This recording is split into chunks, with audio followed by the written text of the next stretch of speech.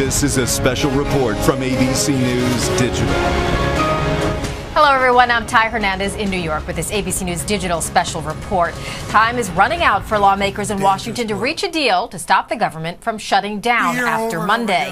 The Senate's considering a temporary measure to keep paying the nation's bills, but Republican House leaders won't support it because it also keeps funding Obamacare, a law they're determined to stop.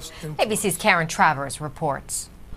The tea leaves on Capitol Hill suggest a government shutdown is less likely, but the next few days are going to be very contentious. The Senate's moving forward on a bill that keeps the government running temporarily and keeps funding for Obamacare intact.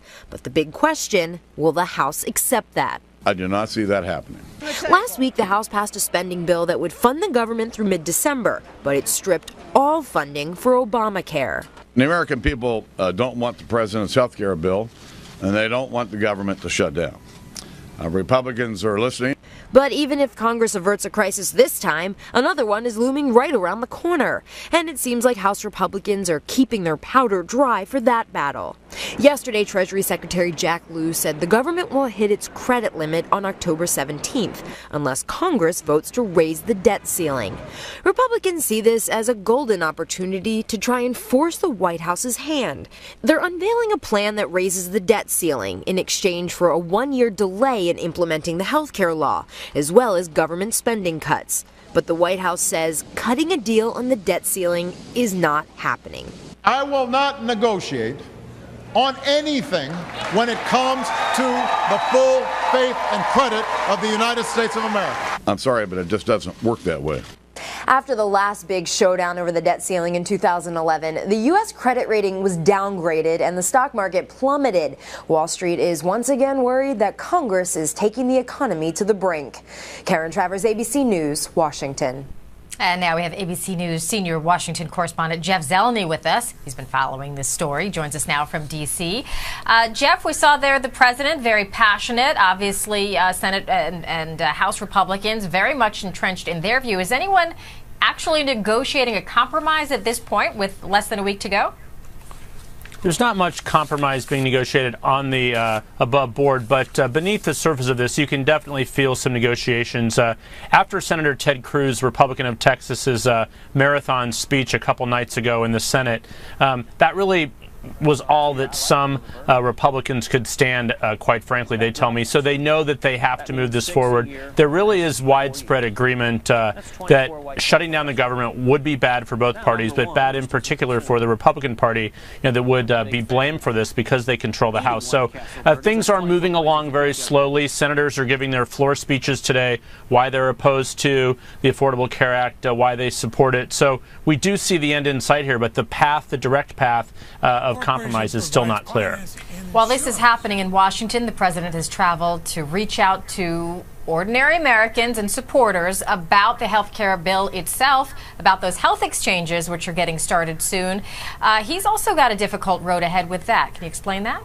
Well, he does. I mean, he was in Missouri last week. He was in Maryland today. He almost feels like this is his third campaign. In a sense, it is his third campaign. He is really reprising some of the lines and messages he used when he was running for re-election, saying why health care coverage is good for you. But now, I mean, the reality of this is it is beginning very soon. On Tuesday, people can start enrolling in this, and it's really a long period. They don't have to enroll until next March, but then the individual mandate kicks in, and what that means is everyone has to have insurance. So there really is a ferocious campaign going on with opponents to the Health Care Act, advertising heavily and raising money heavily, trying to convince people to not sign up for this. At the same time, this is coming at the exact same moment of the budget showdown. The government runs out of money on Tuesday to keep functioning. So all these things are happening at one time, not by accident here. Republicans are hoping to get extra attention here for some more opposition on the Affordable Care Act. But the reality is it's the law of the land. We heard Senator John McCain say yesterday on the Senate floor quite succinctly, look, we've lost this fight. We have to move forward here. This is the law. This will be implemented. As we see this division in Washington, we're also getting a sense of division among Americans. There's a new poll that shows that neither side is winning this fight. I mean, Americans still are deeply skeptical of the Affordable Care Act. They like what may be in the Affordable Care Act. They like what, some specific provisions, like people with pre-existing medical conditions now can be covered. They must be covered by law. People who are under the age of 27 now can stay on their parents' insurance plans. So they like those elements, but they are confused by the bureaucracy of it. They don't like the government necessarily being involved in this. And there really is this information and misinformation campaign on both sides. So the Affordable Care Act remains unpopular as a whole, but even more unpopular is shutting down the government because of it, or defunding Obamacare. So basically, the public does not love this, but there is a sense out there, even among those who don't like it, it shouldn't be used to shut down the government. Now, we've heard the threat of shutting down the government before. What exactly does that mean? If this happens and we wake up on Tuesday, what would be different? Well, your lights are still going to come on. In some places, your trash may not be collected, particularly here in the District of Columbia, a federal city. A lot of services would not be picked up. But basically, it means this: all non-essential government employees would have to stay home. They are not allowed to come to work. Only employees that have a national security purpose would be allowed to work. So you would see this. You would see a shutdown of parks, museums. Passports would not be processed. TSA agents would be cut all the way back at the airport. So you may have longer lines and things like that. The National Institute of Health may not be able to screen for outbreaks of diseases and other things unless it became an emergency. So just basic government services that people come across in their everyday life may slow down. Now, the last time we saw this was nearly 2 decades ago. In 1995, the government did shut down a couple times that year. And what it means is that the government effectively grinds to a halt. But this is actually expensive. You would think that shutting down the government may actually save money. It actually costs money because of the economic impact, the trickle-down effect, if you will.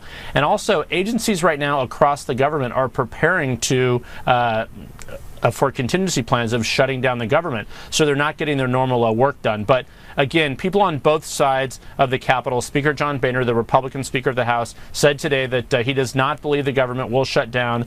Republicans and Democrats in the Senate, they believe that they can find a way out of this. So the smart money at this point, talking to a lot of people as we do here on Capitol Hill, that this will get worked out, but they have until midnight Monday night. If it goes into Tuesday a little bit more, as Karen said in her report a little bit earlier, there is some brinksmanship involved here, but it's a lose-lose proposition for any elected official if the government actually shuts down.